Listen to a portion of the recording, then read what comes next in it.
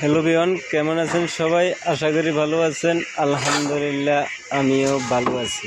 চলে আসলাম building construction tips থেকে আপনাদেরকে স্বাগতম। যেখানে আমার বেসের টপ জালির রড মারাম দিতেছে। এখন আমি এখানে আসলাম, দেখি আমার মিস্ত্রি একটা পদ্ধতি ব্যবহার করছে।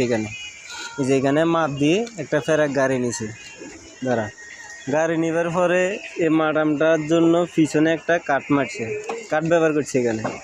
এখন ওনার এটা অ্যাকুরেট একজাস্ট একটা মাপ।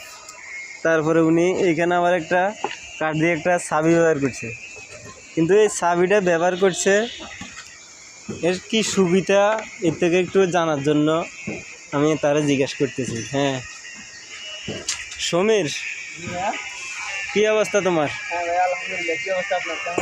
আছি, ভালো আছি। কেমন আছো তুমি?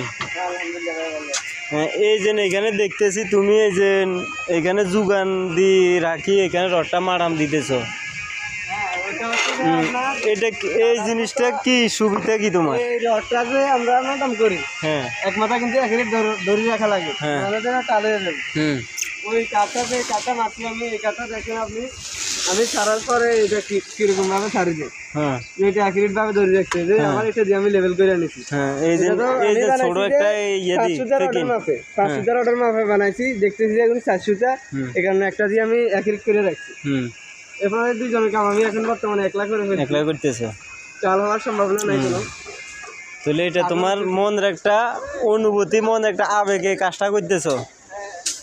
হ্যাঁ, হ্যালো বিয়ান, আপনারাও অবশ্য কিছু মাথার জ্ঞান খরচ করলে, বুদ্ধি খরচ করলে এই আমার মিস্ত্রির মতন কিছু টেকনিক ব্যবহার করতে পারেন। কিছু টেকনিক আপনারাও দিয়ে কাজ করতে পারেন। একটা টেকনিক ব্যবহার করছে এই জন্য আমার মিস্ত্রি। হ্যাঁ, ওইটার জন্য আমি এখানে আবার একটা ফেরাক মারে নিছ। না, তোমার কাজ অনেক সুন্দর, তোমাকে ধন্যবাদ ভাই। তুমি এর সবই পারো।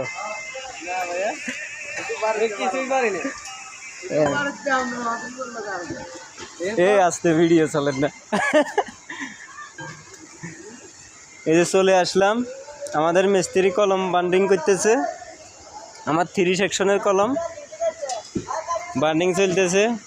রুবেল ভাই, কি অবস্থা আপনার? হ্যাঁ, আপনার অনুভূতিটা জানান ভাই। অনুভূতিটা হচ্ছে যা অনুভূতি, ভালো কাজ করতেছি, ভালো লাগতেছে। তারপরে যাই কলম বান্ডিং এর ব্যাপারে কিছু বলেন। কলম বান্ডিং এর ব্যাপারে আমার থেকে আমার